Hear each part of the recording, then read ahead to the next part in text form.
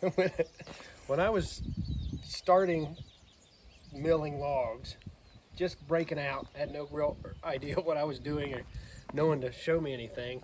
I had absolutely no idea how to orientate a log. Welcome to Orientate! Right? You're not born knowing this stuff, kind of like raising kids. So if you look at this log right here, there's a slight bend to it. And if you look through the pith, there's an indication of how that grain wants to separate. So there's, when you actually end up with a board, there's a bow, which means it's flat, but it's bowed. And then there's a crook. A crook is kind of like, so you can't fix a crook. But if you sticker it and lay it right, and put enough weight on it, you can fix a bow. So it'll set like this, and if it dries, it'll pretty well be there. You might have a little bit, but nothing stupid. So what you don't want to do is, like if I was to cut it right here, just how it sits, you'd have a crook because of the indications of this pith and the bow in this wood. And so when you're milling, what you want to see, and we'll show you a video, is you want to see that wood come up like this. And that's a good indication that you're cutting it the correct way, as opposed to it slamming shut on the blade, or the two halves will do that. If the two halves do that, that's how you end up with crooked wood.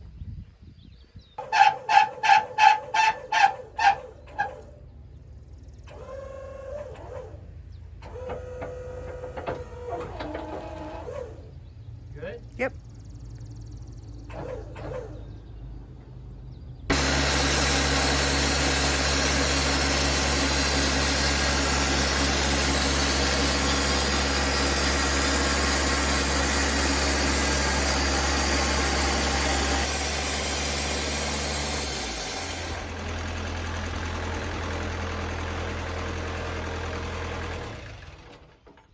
So did you see it split? Come up? That's what you want to see. Right there. I guess by myself.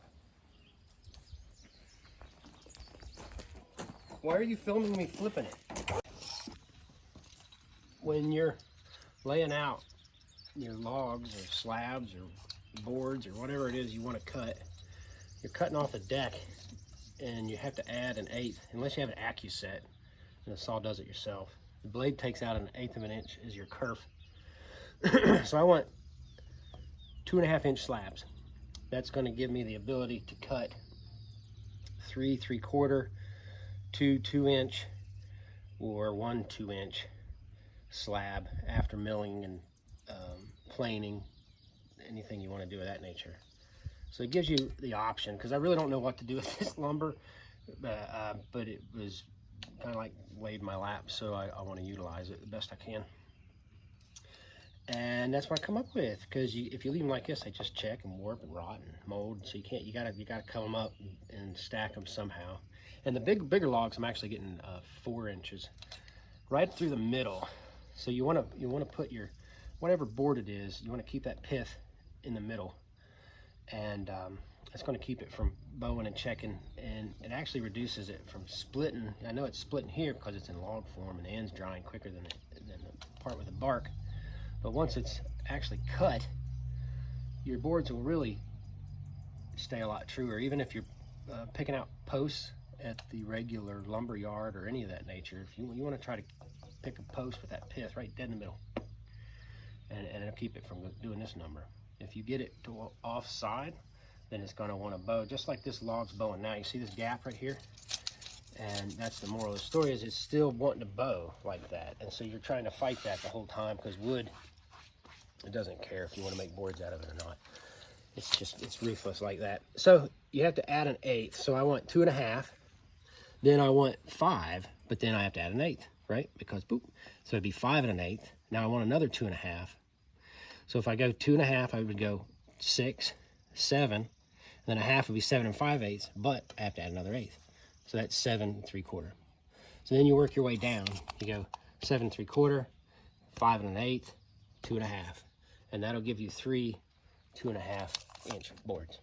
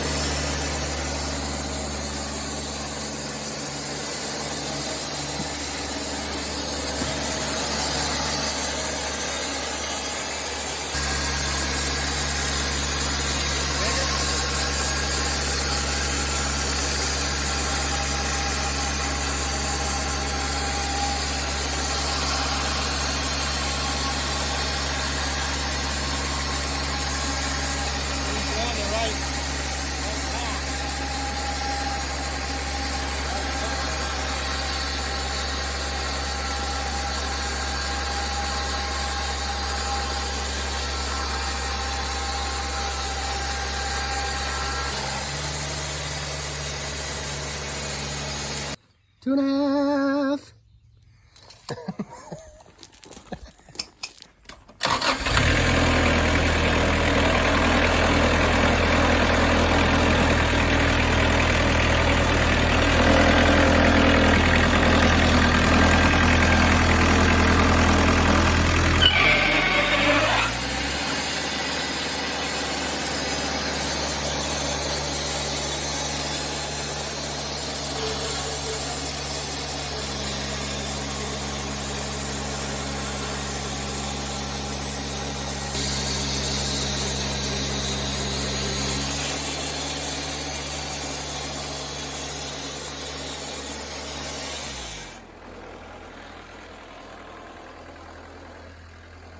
What kind of wood is this?